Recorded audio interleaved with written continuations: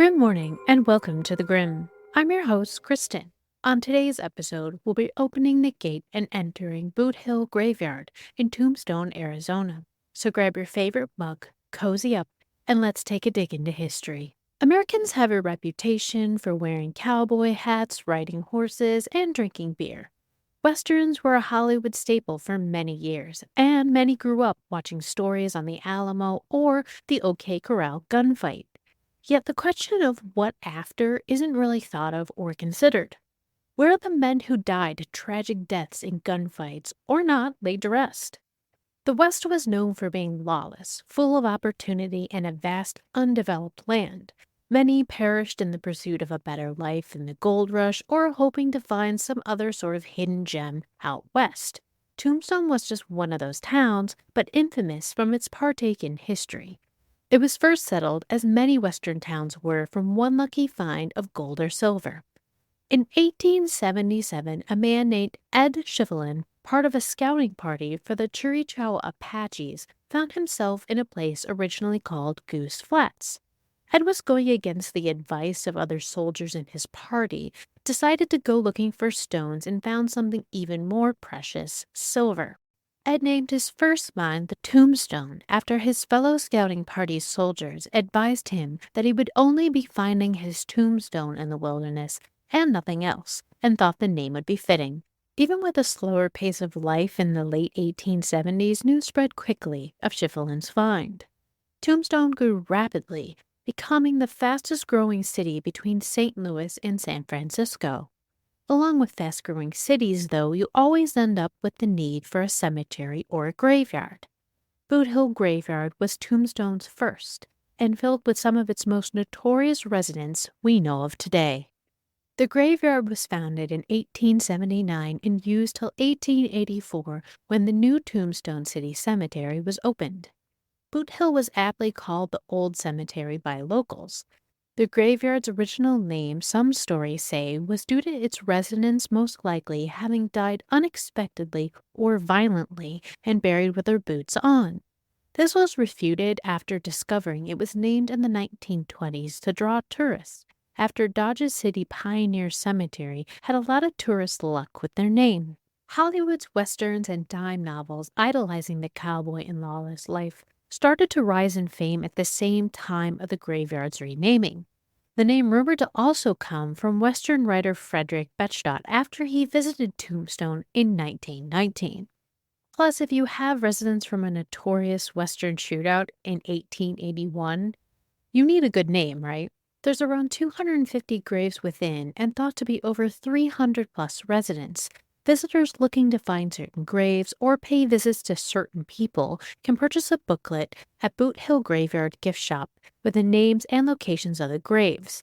Many of the original residents were disinterred to the new cemetery in town. The reasoning of this was concluded from the graveyard having many thieves, murderers, rustlers, and prostitutes within its grounds, and families not exactly taken with the idea of loved ones spending their forever place in the same burial ground.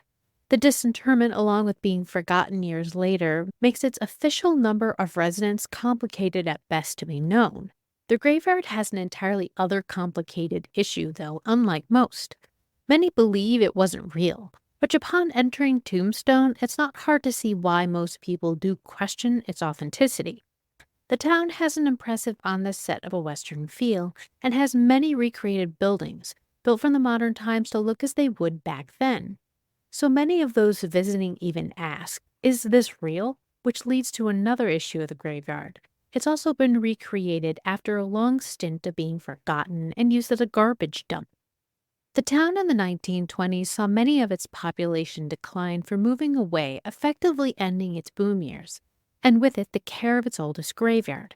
It's rumored that the care began again when former mayor and editor of the Tombstone epitaph, John Clum, in 1929, went to pay his respects to his late wife's grave. Grimly, Clum couldn't find his beloved's grave, becoming distraught from the effects of becoming a dumping ground and years passing by.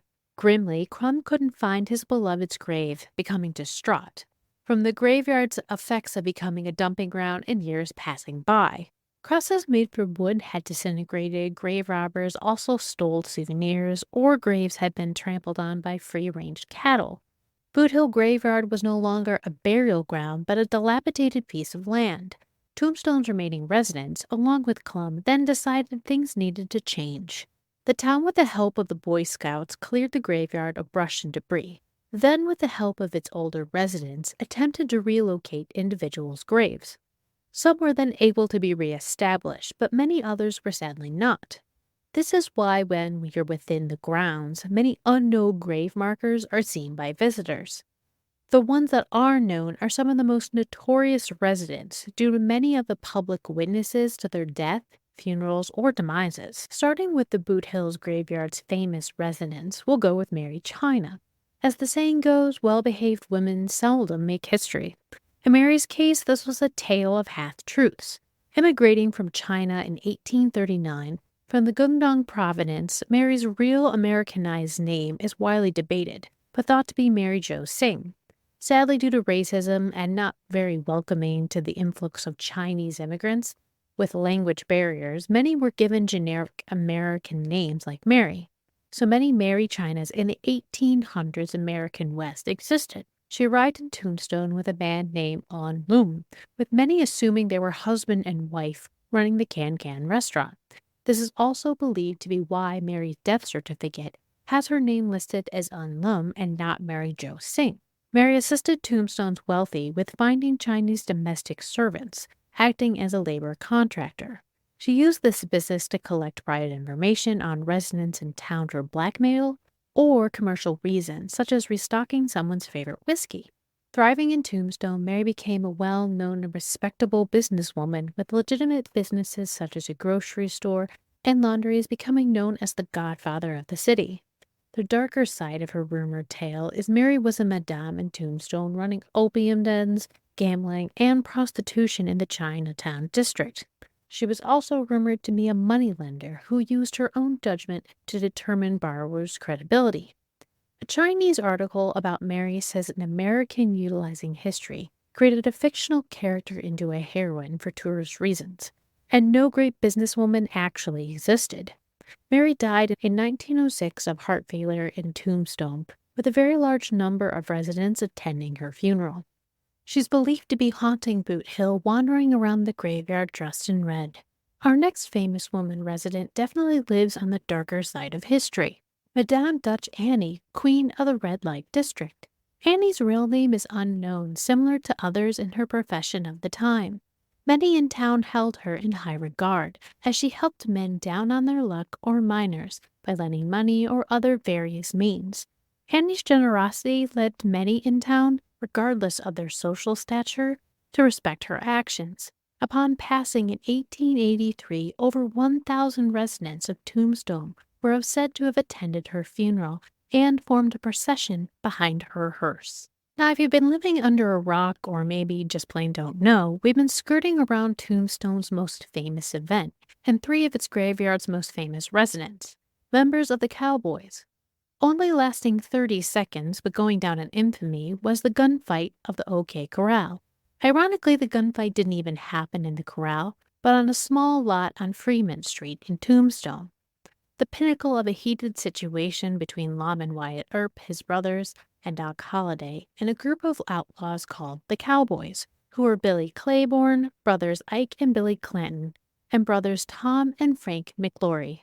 Although the shootout wasn't the exact end of the issue, it's the most famously known gunfight within the long-running conflict. Billy Clayton, Tom McLaury, and Frank McLaury all died in the gunfight and are buried in Boothill Graveyard. The group was loosely connected but had an issue with the marshals because of the interference of their illegal activities. The gunfight took place because of a city ordinance instated on April 19, 1881, that prohibited carrying a deadly weapon in town. It required everyone to deposit weapons at a livery or saloon soon after entering town with the city's marshal. Virgil Earp was charged with enforcing the ordinance. The Cowboys had refused to comply, leading to Earp gathering his brothers and Holliday in an attempt to disarm the outlaws, but instead led to the gunfight. This was more of a high overview of the history leading up to and what happened next. but I highly recommend if you're interested to read up on the matter. Each of the gravestones for the cowboys are located next to each other in Boothill Graveyard in Row 2. Clanton is claimed to haunt the Boothill Graveyard and the scene of the gunfight where he died on Fremont Street, lurking in both locations as an apparition. John Heath, mastermind of the Bisbee Massacre, a result of a robbery gone wrong, is also within. Heath learned of a rumored payroll for the Copper Queen mine amounting to $7,000 and devised a plan to steal the payroll. The only problem was, being the day of the robbery, the payroll wasn't there. Instead, 5 outlaws, sans Heath, held up the bank, robbing the employees and customers worth of $3,000. 5 people were shot and with 4 fatalities, including an expectant mother, leading to public outrage in Brisbane and Tombstone. Heath was discovered as the mastermind of the operation and was thrown into Tombstone County Jail. The public, the following morning, took it upon themselves to exact justice, taking over the jail and hanging Heath on a nearby telephone pole.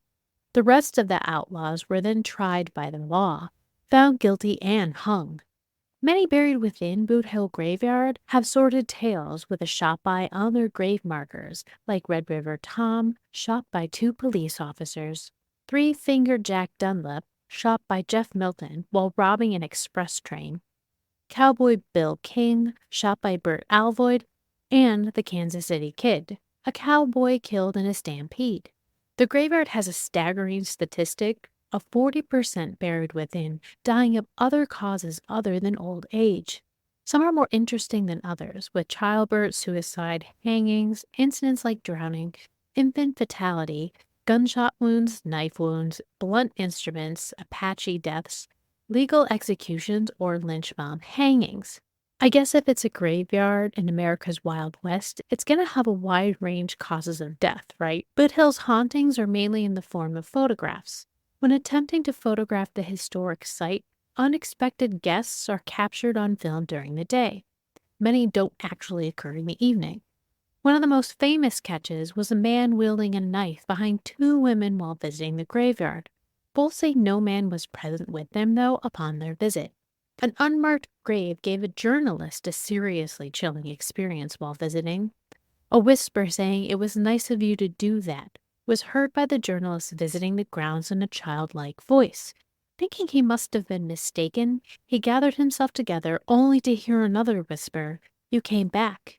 You must like to play with me a lot."